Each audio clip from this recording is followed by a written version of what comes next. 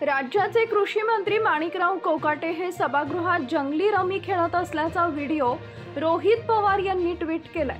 महाराष्ट्र विधिमंडळाचे पावसाळी अधिवेशन जनसामान्यांच्या प्रश्नांपेक्षा नको त्या कारणांमुळे जास्त गाजलं। विधान भवनात झालेली मारामारी वादविवादानं हे अधिवेशन ढवळून निघालं।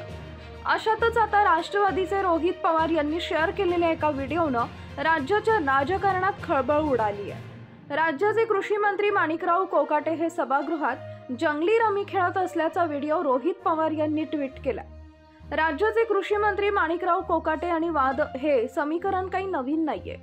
आपल्या वादग्रस्त विधानामुळे कृषी मंत्री कोकाटे नेहमीच चर्चेत असतात। अशातच आता त्यांच्या राज्याच्या पावसाळी अधिवेशनातील एक व्हिडिओ समोर आलाय, ज्यामध्ये ते चक्क अधिवेशन सुरू असताना सभागृहात मोबाईलवर पत्त्यांचा गेम खेळत असल्याचं दिसत आहे।